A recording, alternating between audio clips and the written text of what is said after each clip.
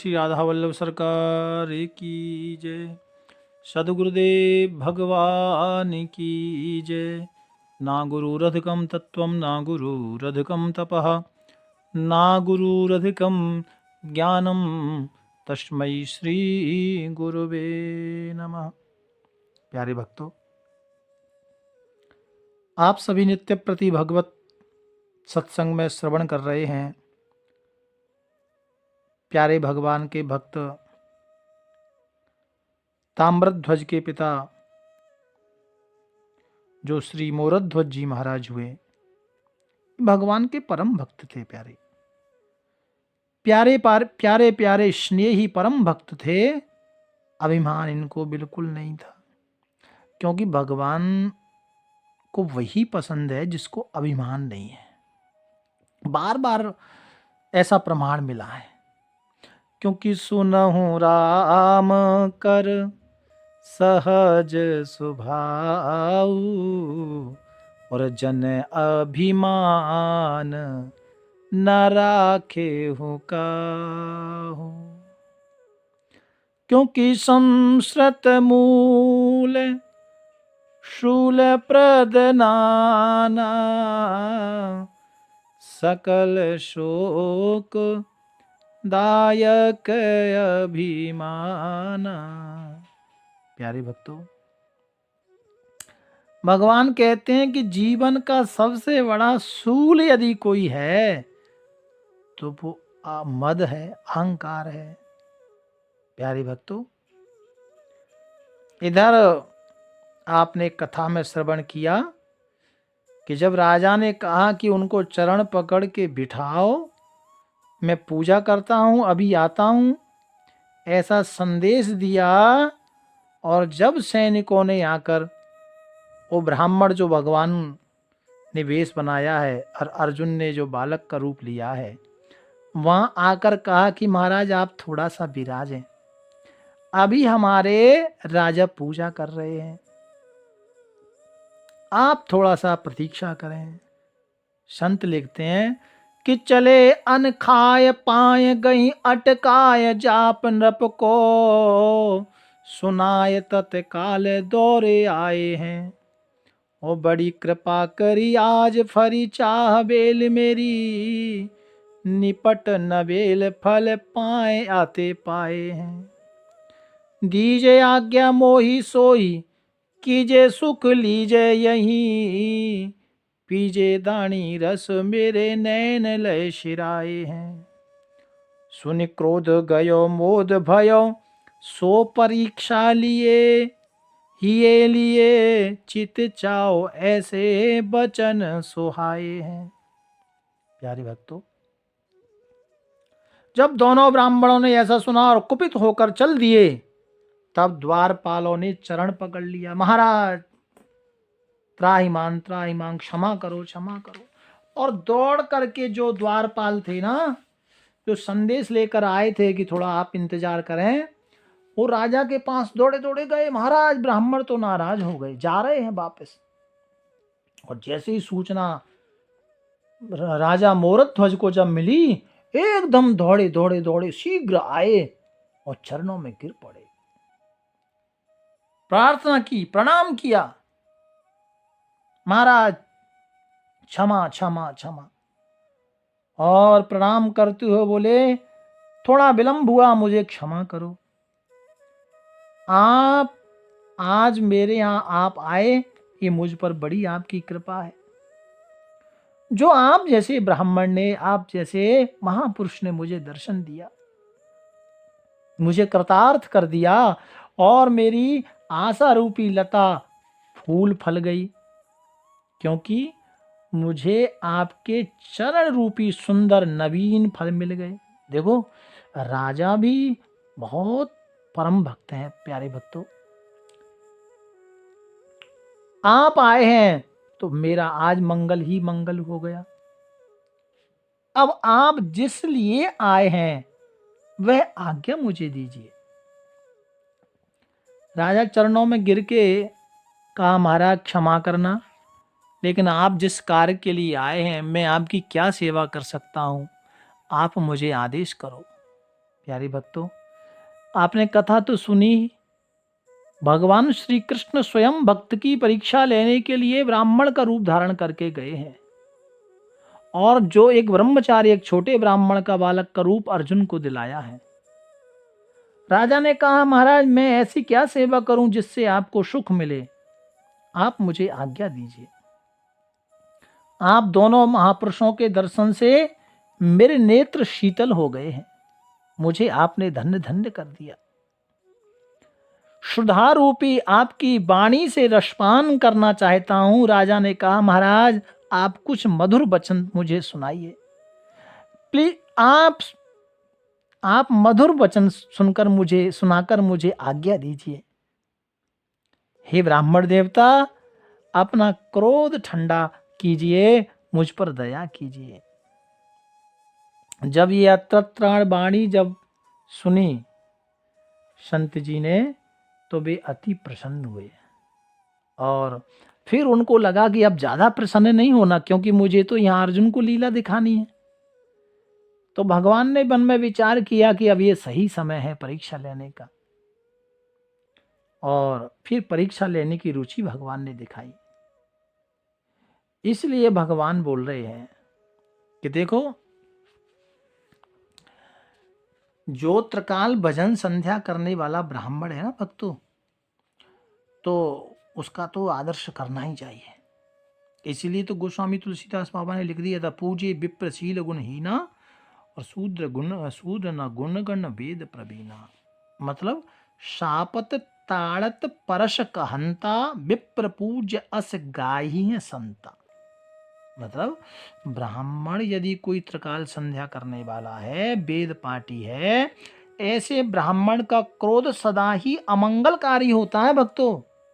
हाँ, इसलिए जाने अनजाने में इन बातों का भी ध्यान रखना चाहिए, क्योंकि मंगल मूल विप्र परितोषु, दहे कोटि कुल भूषुर रोषु।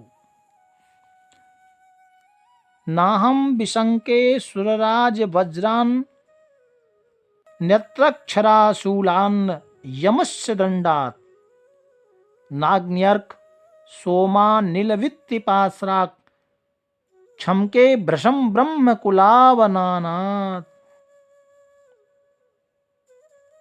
प्यारे भक्तों,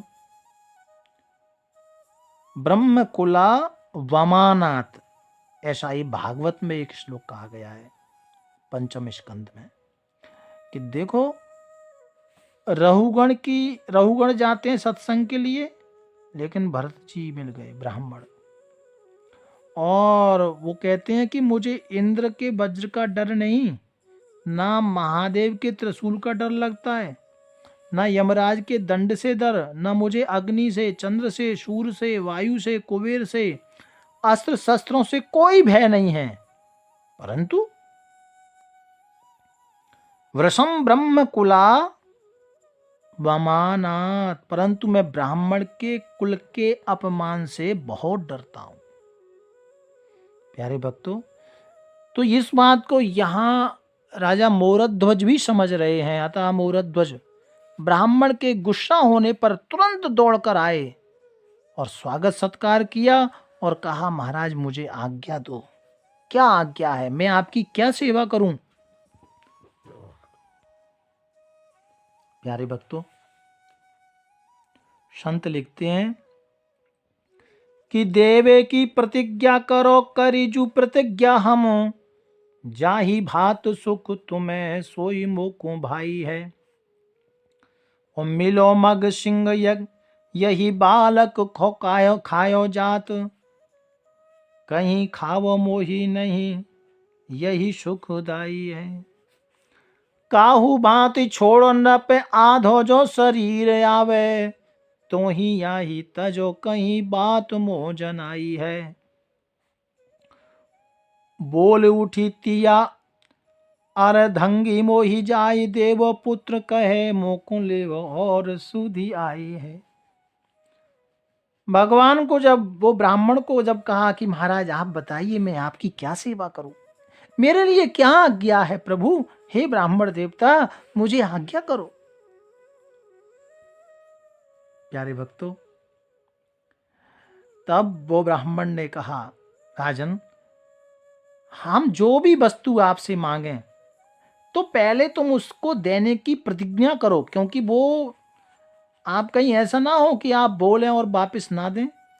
राजा ने कहा, प्रभु, मैंने प्रतिज्ञा कर ली, जिस प्रकार से आपको सुख होगा मैं वही काम करूंगा, जो आप मांगेंगे मैं वही आपको दूंगा। तो वृद्ध ब्राह्मण, जो कन्हैया ने रूप लिया था वृद्ध ब्राह्मण का, वृद्ध ब्राह्मण ने कहा, मैं वन मार्ग से आ रहा था, वहां एक सिंह मिला, एक शेर मिला, और वह इस बालक को खा जाना चाहता है। जो अर्जुन बालक बनाया है ना भगवान ने, हाँ, वो लीला कर रहे हैं ठाकुर जी। और मैं उस बालक को वो खाने जा रहा था, तो मैंने उससे कहा कि तुम मुझे खा लो, लेकिन इस बच्चे को छोड़ दो। उसने कहा, नहीं नहीं, मुझे तो इस बालक का ही मांस प्रिय है। मैंने कहा, ऐसा मत करो, एक किसी प्रकार इस बालक को तुम छोड़ दो, चाहे भले मुझे ही खा लो। बहुत उसको आग्रह किया, लेकिन वो कहता है कि नहीं नहीं, आपको मैं नहीं खाऊंगा, मैं तो इसी बच्चे को खाऊंगा। और वो कहता है कि ये एक शर्त है। तो बोले, क्या? कि यदि राजा मोरध्वज का आधा शरीर आवे, तभी मैं उसे खाकर इस बालक को छोड़ सकता हूं। भगवान ने ऐसा बोल दिया। तो ऐसा उस सिंह ने कहा है।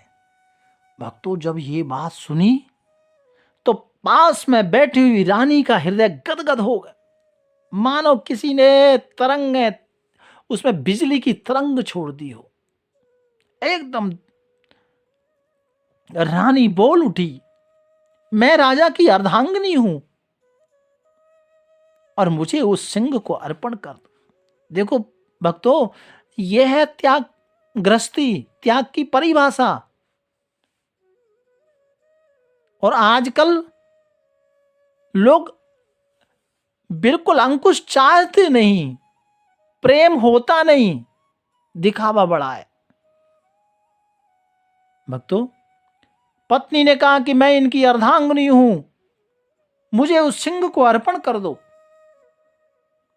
और भक्तों, इतने में राजा का पुत्र ताम्रध्वज दौड़ पड़ा।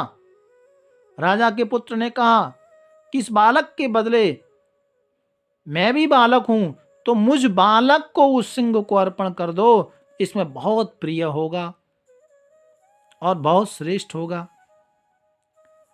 भक्तों, ब्राह्मण देव बोले, सुनो, भूली हुई एक बात और याद आ गई। अब देखो भगवान की लीला।